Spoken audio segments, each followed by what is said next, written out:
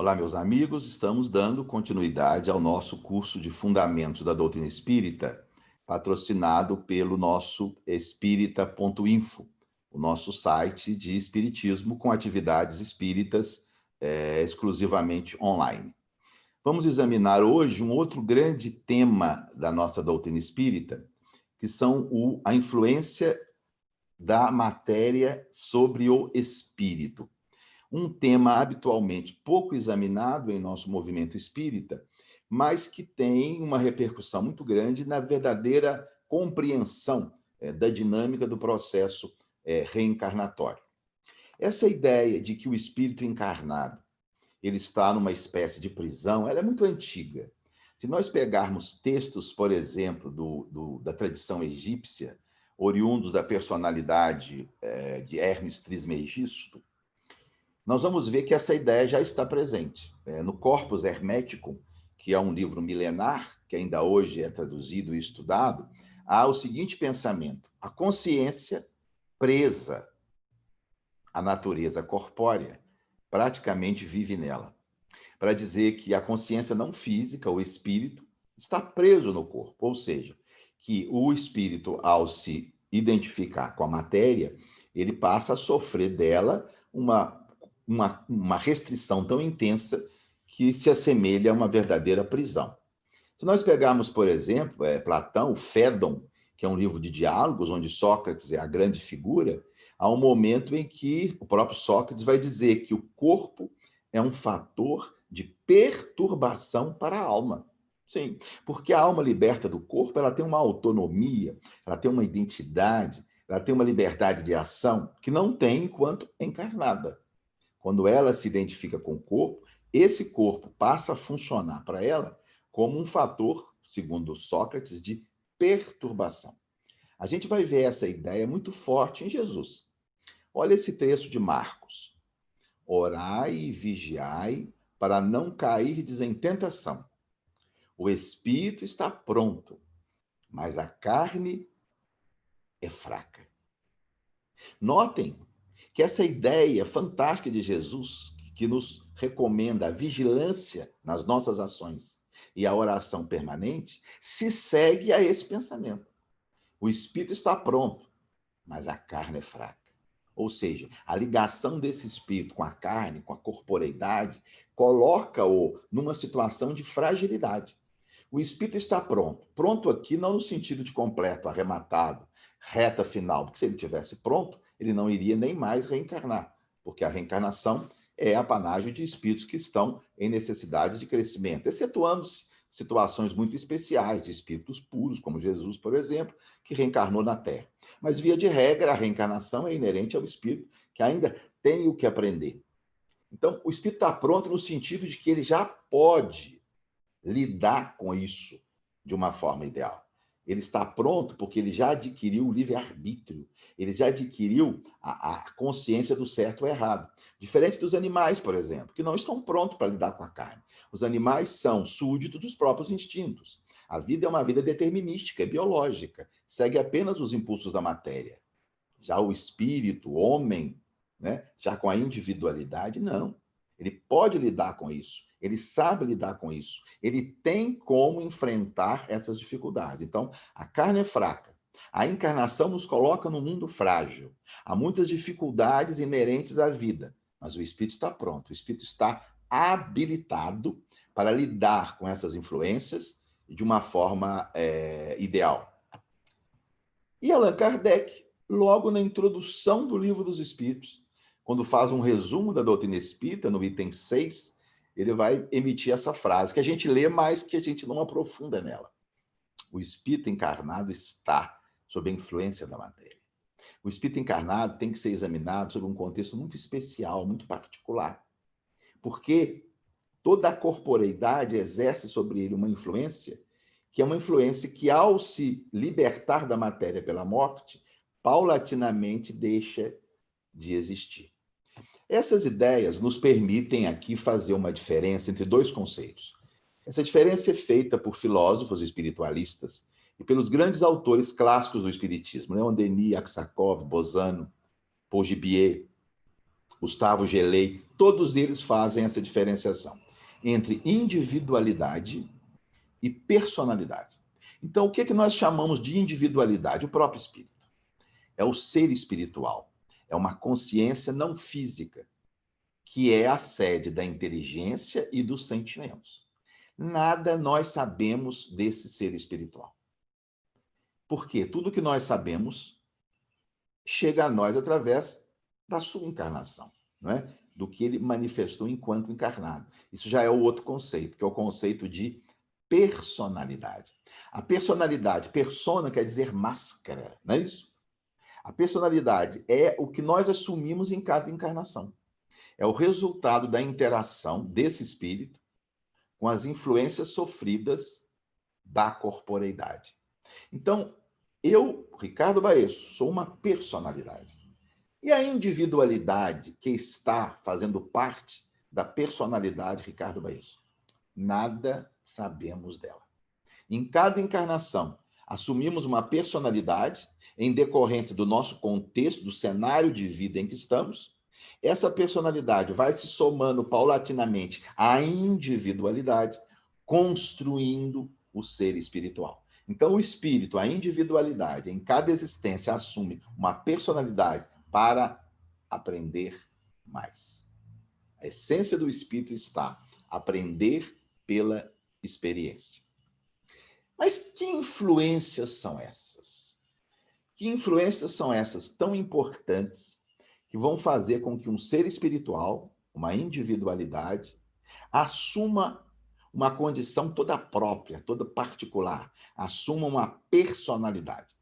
Didaticamente, a gente pode dizer que as influências que a corporeidade exercem sobre o espírito são de duas ordens.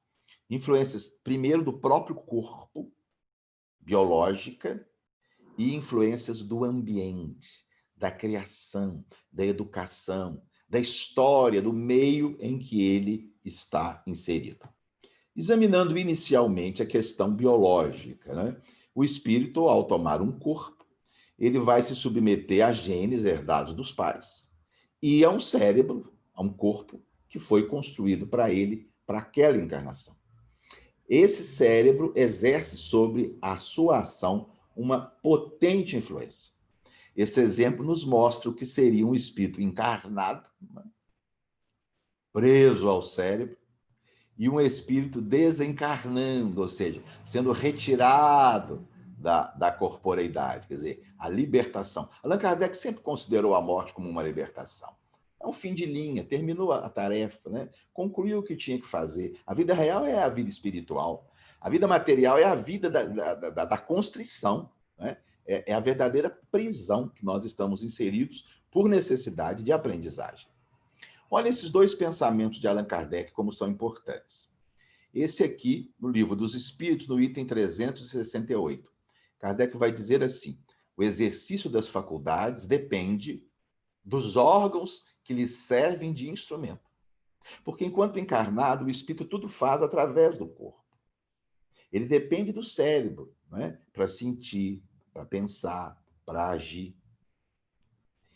E no item 220, podem não manifestar-se certas faculdades durante determinada existência física. Sim, o espírito pode ser um grande músico, mas se ele não consegue receber dos pais genes para construir um cérebro com circuitos musicais, ele naquela encarnação pode não demonstrar o seu talento musical. Ou mesmo casos de deficiência intelectual, indivíduos portadores, por exemplo, de determinadas enfermidades genéticas que têm um baixo nível de intelectual. Não é o espírito que tem aquela deficiência intelectual. Aquilo é resultado do corpo. É o cérebro que não permite a ele manifestar a sua inteligência. E é muito fácil entendermos isso, minha gente. Vamos oferecer ao mais brilhante pianista da Europa, que vai fazer um concerto aqui em Juiz de Fora, no Cine Teatro Central, um piano faltando teclas. O que é que o pianista vai conseguir com a sua apresentação? Ou vamos convidar o mais brilhante violino da Terra para uma apresentação e vamos lhe dar um violino desafinado. O que ele conseguirá fazer pobrezinho do violinista. Ou vamos pedir a Carlos Drummond de Andrade que escreva um texto em homenagem ao Dia das Mães, sem usar a palavra a letra A. O que conseguirá escrever Carlos Drummond de Andrade? Assim é o espírito encarnado, ele depende de um cérebro que permita a exteriorização de todas as suas faculdades.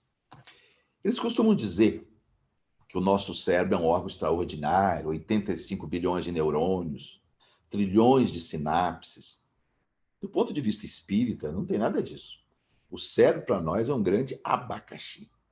Exatamente. Porque ele limita as nossas percepções e restringe as nossas ações. Querem um exemplo? Memória. Nós somos seres de existência milenar. Já vivemos centenas de encarnações, convivemos com pessoas diferentes, militamos em profissões distintas. E o que é que nós nos lembramos disso? Nada. Meus amigos, nós somos seres desmemoriados. Quem sou eu? De onde eu vim? O que já fiz? Ora, mas como é que nós não sabemos disso?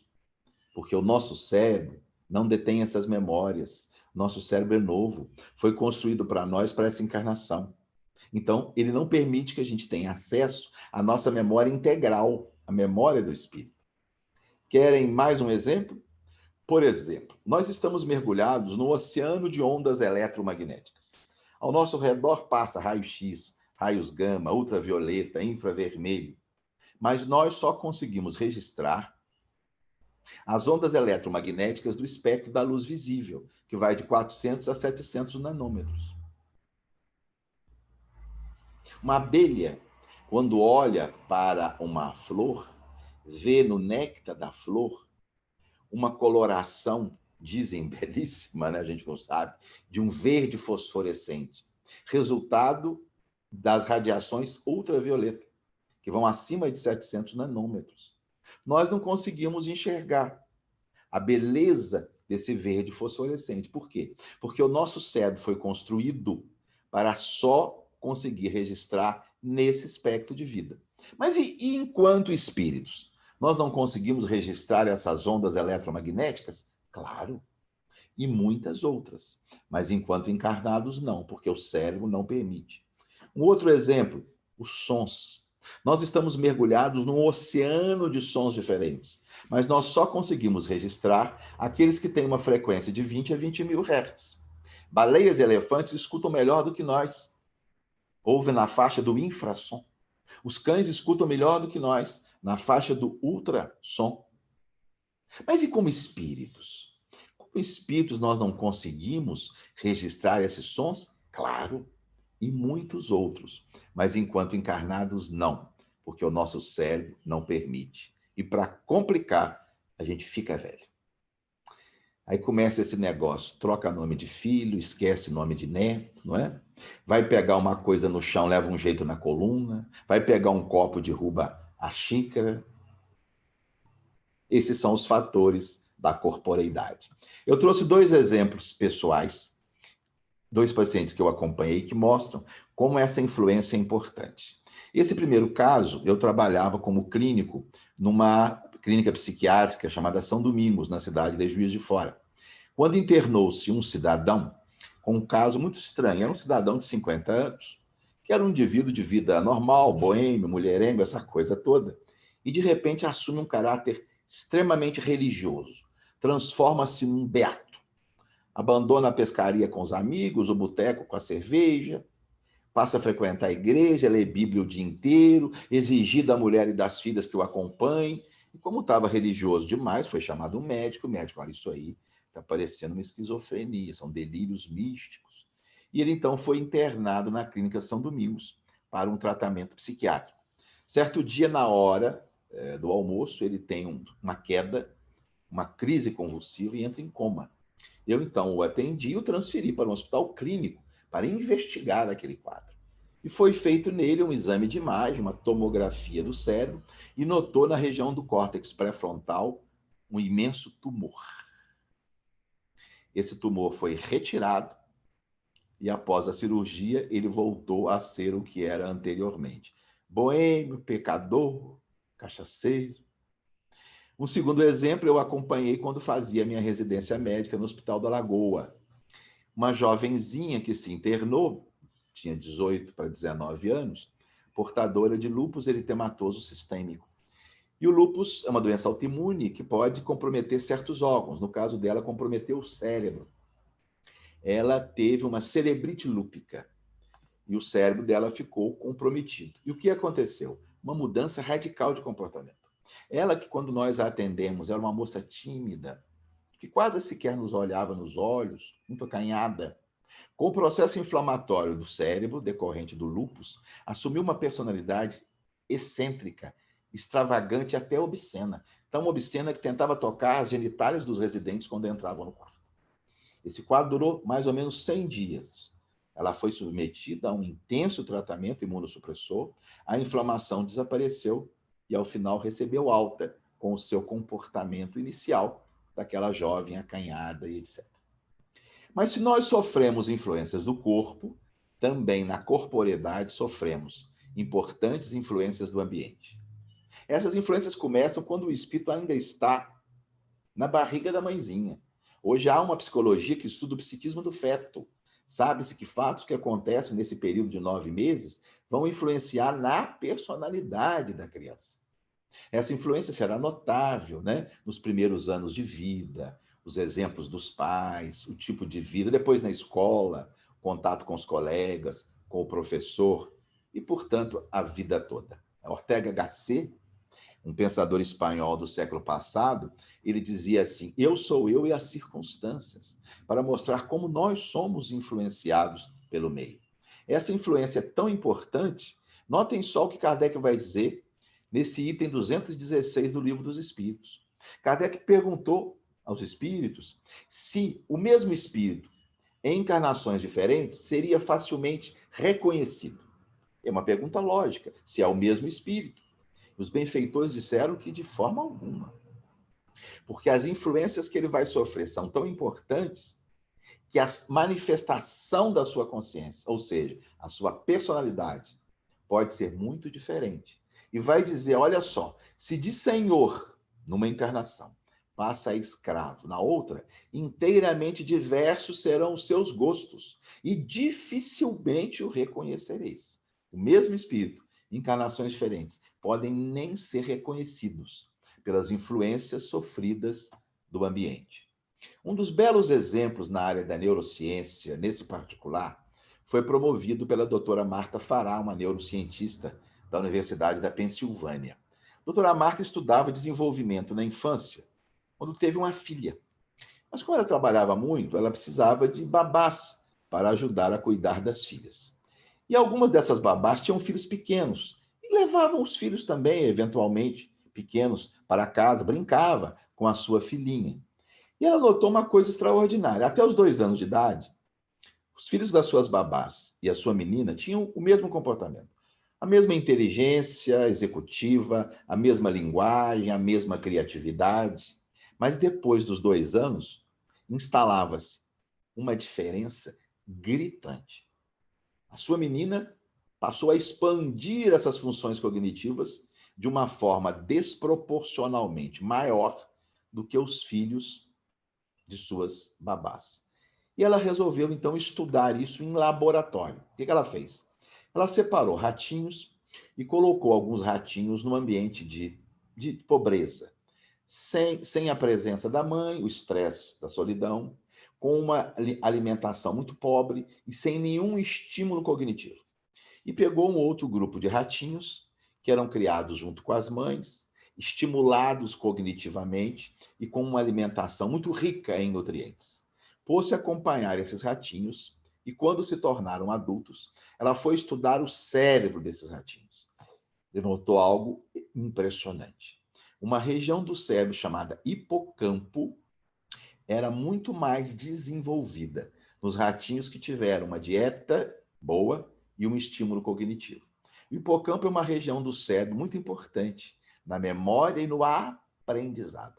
Ela mostrou, através dessa experiência, que o estresse decorrente da pobreza, ou seja, um contexto de ambiente, influi no cérebro, levando a uma dificuldade no futuro no desenvolvimento das funções cognitivas. Depois ela quis fazer esse mesmo estudo em pessoas.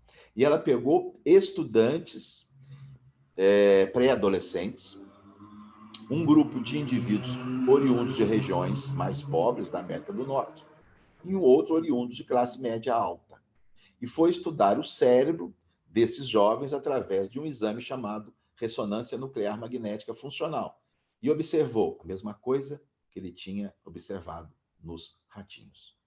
Os estudantes oriundos das classes mais ricas tinham um hipocampo mais desenvolvido. Aí, minha gente, nós chegamos a um ponto culminante da nossa reflexão. Se ao estar encarnado, nós somos assim tão influenciados pelo cérebro, pelas pessoas que nos cercam, pelo contexto de pobreza, pelo tipo de criação, nós não estaríamos então expostos a uma forma de determinismo?